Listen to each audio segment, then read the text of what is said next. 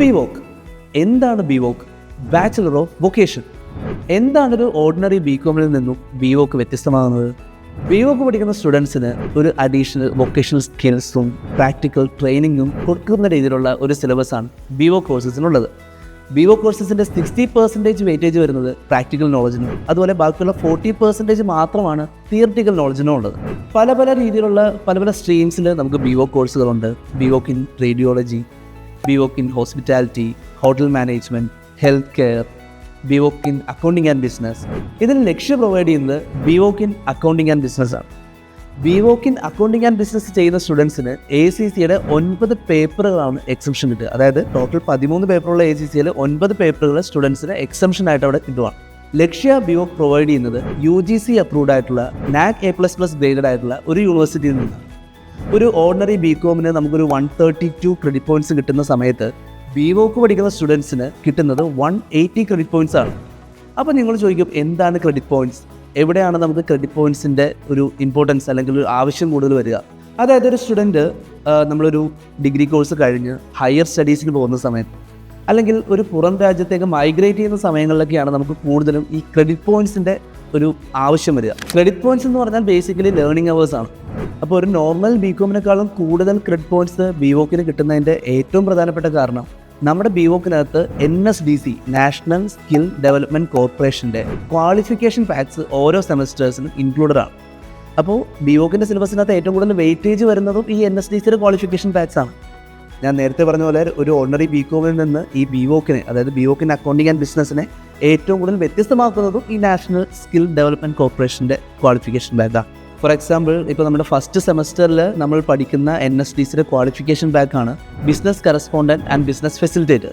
അപ്പോൾ ഇതിനകത്ത് നമ്മൾ പഠിക്കുന്നത് ഒരു ബാങ്കിൽ വർക്ക് ചെയ്യുമ്പോൾ എങ്ങനെയാണ്, ബാങ്കിലെ കാര്യങ്ങളൊക്കെ പറ്റിയാണ് നമ്മൾ കൂടുതലും ഇതിനകത്ത് പഠിക്കുന്നത്. ബികോം ഒക്കെ കഴിഞ്ഞ് നമ്മളൊരു ബാങ്കിൽ ഇൻറ്റേൺഷിപ്പ് ചെയ്യുമ്പോൾ നമുക്ക് കിട്ടുന്ന സെയിം ലെവൽ ഓഫ് നോളജാണ് ബിവോക്കിൻ്റെ ഫസ്റ്റ് സെമസ്റ്ററിലെ ക്വാളിഫിക്കേഷൻ ബാക്കിൽ നമുക്ക് കിട്ടുന്നത്. അതായത് എന്താണ് ഒരു ബാങ്ക്, എന്താണ് അതിനകത്ത് നടക്കുന്ന കാര്യങ്ങൾ, എന്താണ് KYC, എങ്ങനെയാണ് നമ്മുടെ നോമിനിനെ മാറ്റാനുള്ള പ്രൊസീജിയേഴ്സ്, അതിനാവശ്യമായിട്ടുള്ള ഡോക്യുമെൻറ്റ്സ് എന്തൊക്കെയാണെന്നുള്ള പ്യുവർ പ്രാക്ടിക്കൽ നോളജാണ് നമുക്ക് ഈ ഒരു ക്വാളിഫിക്കേഷൻ ബാക്കിൽ നിന്ന് കിട്ടുന്നത്. ഇതിൻ്റെ ബേസിൽ നമുക്ക് സർട്ടിഫിക്കേഷൻസും കിട്ടുന്നുണ്ട്. ഇതൊരു ഗവൺമെൻറ് സർട്ടിഫിക്കറ്റ് ആണ്. അതുകൊണ്ട് തന്നെയാണ് ബിവോക്ക് കഴിഞ്ഞ സ്റ്റുഡൻസിന് ബാക്കിയുള്ള കോഴ്സുകളെക്കാളും കൂടുതൽ ജോലി സാധ്യതയും കിട്ടുന്നത്. നിങ്ങൾ ആലോചിച്ച് നോക്കൂ, ഇപ്പോൾ ബിവോക്ക് കഴിയുന്നൊരു സ്റ്റുഡൻറ്റിന് എന്തൊക്കെയാണ് കിട്ടുന്നത്? 9 പേപ്പർ എക്സംഷൻ, NSDCയുടെ സർട്ടിഫിക്കറ്റ്, 180 ക്രെഡിറ്റ് പോയിന്റ്സ്. ബിവോക്കിൻ്റെ ഓരോ സ്റ്റേജസും ഒത്തിരി വാല്യൂബിൾ ആണെന്ന് പറയാനുള്ള പ്രധാന റീസൺ, ഇപ്പോൾ നമ്മളൊരു ബികോം പഠിക്കുന്നു. ബികോം ഞാൻ ഫസ്റ്റ് ഇയർ കഴിഞ്ഞു, സെക്കൻഡ് ഇയർ കഴിഞ്ഞു, തേർഡ് ഇയറിലെ 5th സെമസ്റ്റർ കഴിഞ്ഞു.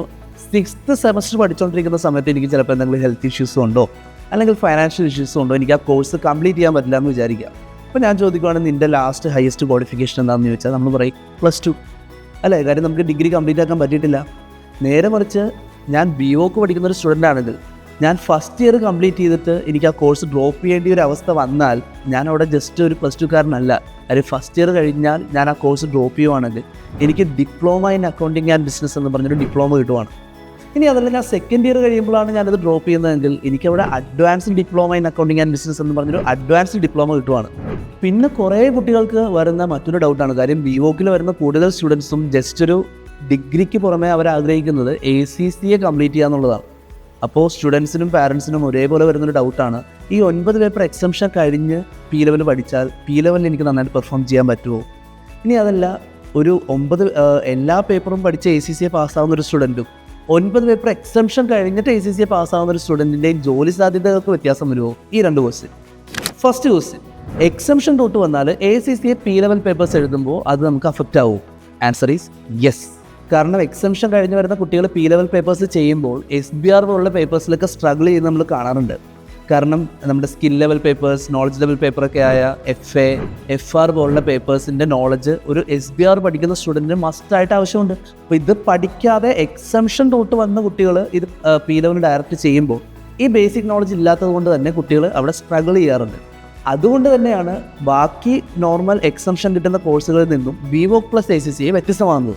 കാരണം ബിവോക്കിൻ്റെ എല്ലാ സെമസ്റ്റേഴ്സിലും ACCയുടെ പേപ്പേഴ്സ് ഇൻ്റഗ്രേറ്റഡ് ആണ്. അതുകൊണ്ട് തന്നെ ബിവോക്ക് പ്ലസ് ACCയെ ലക്ഷ്യയിൽ കംപ്ലീറ്റ് ചെയ്യുന്നൊരു സ്റ്റുഡൻറ്റ് ജസ്റ്റ് ഒരു ഓർഡിനറി ഡിഗ്രി കംപ്ലീറ്റ് ചെയ്തിട്ട് എക്സംഷൻ വാങ്ങുന്നതല്ല. ഓരോ സെമസ്റ്ററിലും ഒരു ACCA സ്റ്റുഡൻറ്റ് പഠിക്കുന്ന സെയിം ഇമ്പോർട്ടൻസ് തന്നെ ഓരോ പേപ്പേഴ്സിനും കൊടുത്ത് ഓരോ പേപ്പറും കംപ്ലീറ്റ് ചെയ്തിട്ടാണ് BVOCൻ്റെ ഓരോ സെമസ്റ്റേഴ്സ് ഈ സ്റ്റുഡൻസ് കംപ്ലീറ്റ് ചെയ്യുന്നത്. അതുകൊണ്ട് തന്നെ P-levels ചെല്ലുമ്പോൾ ഇവർക്കൊരു ബേസ് ഇല്ലാത്തതിൻ്റെ പ്രശ്നം വരുന്നില്ല. കാരണം BVOC പ്ലസ് ACCA പഠിക്കുന്ന ഒരു സ്റ്റുഡൻറ്റും റെഗുലർ ACCA പഠിക്കുന്ന സ്റ്റുഡൻറ്റും പഠിക്കുന്ന മെറ്റീരിയൽസ് സെയിം ആണ്, പഠിപ്പിക്കുന്ന ഫാക്കൽറ്റീസ് സെയിം ആണ്, പഠിക്കുന്ന ഇൻസ്റ്റിറ്റ്യൂഷനും സെയിം ആണ്.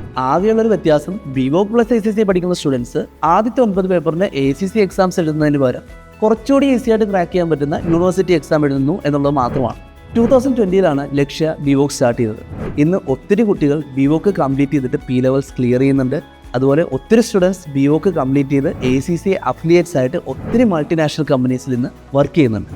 നിങ്ങൾ പ്രാക്ടിക്കൽ ഓറിയൻറ്റഡ് ആയിട്ടുള്ള ഒരു ഡിഗ്രിയാണ് ചെയ്യാൻ ആഗ്രഹിക്കുന്നതെങ്കിൽ BVOC പ്ലസ് ACCA ഒരു ബെസ്റ്റ് ഓപ്ഷനാണ്. Study BVOC plus ACCA only at Indian institute of commerce, Lakshya.